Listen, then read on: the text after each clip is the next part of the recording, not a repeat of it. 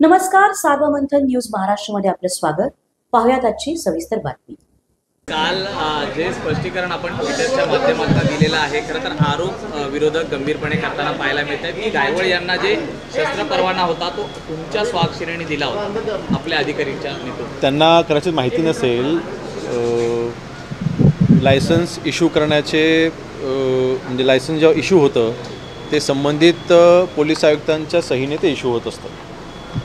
मी या बाबतीमध्ये पूर्णपणे सविस्तर माहिती आजच आवश्यक असल्यास आजच पत्रकार परिषद घेऊन मी आपल्याला सविस्तर माहिती मी देणार आहे.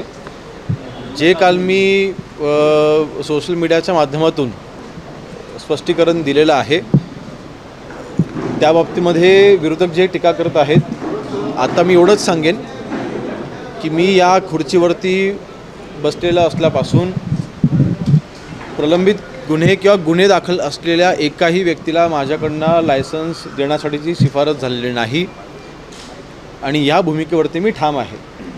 गुन्हेगारी प्रवृत्तीला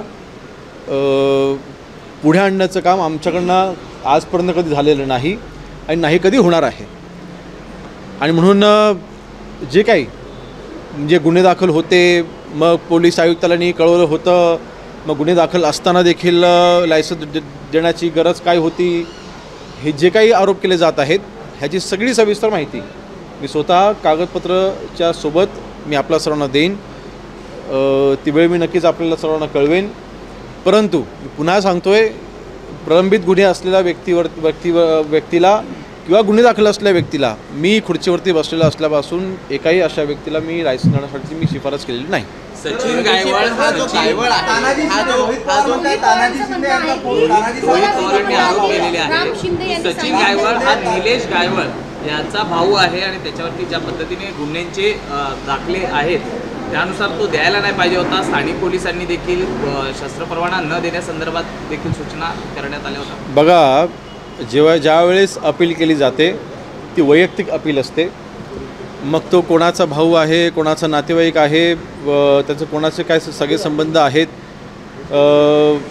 विषय शेवटी त्या व्यक्तीचं कॅरेक्टर कसं आहे.